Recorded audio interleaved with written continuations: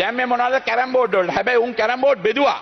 හැබැයි මේ රිලා ඇමති ලක්ෂ 100කට වැඩිය රිලවුඩ් වියදම් කරලා අද රිලවෙකුට අඹ ගෙඩියක් දෙන්න බැරි වුණා. රජයේ සල්ලි එයාට දාන්න ඕන අවුරුදු 40ක් රිලා ඇමතියා. මොකද රිලව් වෙනුවෙන් වියදම් අරුන් කැරම් බෝඩ් බෙදුවා. බෙදුවට උන්ට 20යි 25යි දුන්නා නම් මේ රිලා ඇමතිට දාන්න ඕන මේ සල්ලි වලින් කිසිම තාම ගාණක් පෙන්නුවෙත් නැහැ. රිලවෙකුට ආප්පයක් කරන් දුන්නෙත් නැහැ. රිලවෙකුට අඹ ගෙඩියක් කරන් දුන්නෙත් නැහැ.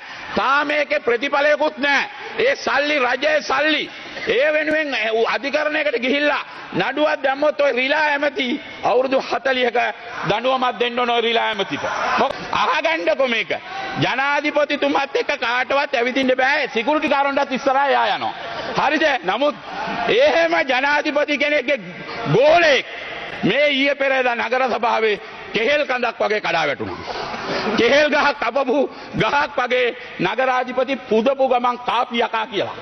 කඩුවෙල දිවුරුම් දීපු දවසේ කඩා වැටුණා. අධිකරණ ඇමති වුණාට අනුන්ගේ පුටු වලට ගිහිල්ලා කතා කරන්න බෑ. ඉගෙන ගන්න පාර්ලිමේන්තුව ගැන ඉගෙන ගන්න අධිකරණ ඇමතිකමට වැඩිය. ඒ නඩුකාර මහතුරු තුන්දෙනාගේ ත්‍රෙදී ඔබතුමා ගැලෙව්වා.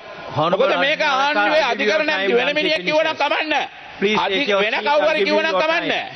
අලිනුත් මේ අධිකරණ ඇමතුමා මේ කූට ලේඛනයක් හදලා මහාචාර්ය පට්ටමක් මේ අර්ජුන නවත්තන්න කතා පොඩ්ඩක් මේ කතානායකතුමා මේ අධිකරණ ඇමතුමා කූට ලේඛනයක් හදලා කූට ලේඛනයක මහාචාර්ය පට්ටමක් මුලින් දාලා දෙවෙනි පාරේ ඒක නෑ කිව්වා. ඒක එක වැරද්දක්. ඊළඟට මේ උසාවියේ නඩුකාරතුමාලා දීපු තීන්දුව ඒ උසාවිය හැල්ලුවට ලක් කළා. මෙයාට ජම්පර් අන්දනවමයි. SP දිසානායක ජම්පර් ගැව්වා. රංජන් රාමනායක ජම්පර් ගැව්වා උසාවියට විරුද්ධව කතා කළා. ඔයාට කවදා හරි දවසක ඔය ටීවී එකේ තියෙන රෙකෝඩ් අරන් ඔයාට ජම්පර් අන්දන එක අන්දනවමයි. අන්න ඒක තියාගන්න. ඔයා තමයි පළවෙනියට ජම්පර් ගහන්නේ.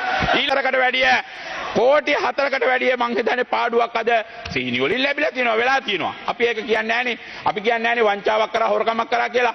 අපි කියන්නේ සීනි වලින් කෝටි 4ක පාඩුවක් වෙලා තියෙනවා. ඊළඟට එතනෝල් වලින් කෝටි 5ක විතර පාඩුවක් වෙලා තියෙනවා. අපි කියන්නේ නැහනේ හොරකම් කරා කියලා. ආණ්ඩුව අත ගහපු දේවල් හැම එකකින්ම කෝදෙන් ක්ලීන් ශ්‍රී ලංකා තියනවද? ක්ලීන් ශ්‍රී ලංකා නැහැ. අන්තිමට ගිහිලා නුවර ගිහිලා දලදා පෙන්නුවා. කක්ක කරලා විනාශ වුණා. කක්ක කරලා මහ නුවරක් නැති වුණා. තේ ෆැක්ටරි 225ක් වැව්වා කියලා ඒ ලොන්තපොලොස් සභාපති කිව්වා මුලින්ම තේ ෆැක්ටරි 225ක් වැව්වා කියලා. ඊට පස්සේ මිනිහා ආය ඔයිස් කට්ටයක් දෙනවා. තේ ෆැක්ටරි 225ක් වැව්වේ නෑ. ආවල් කාලේ වැව්වේ කියලා.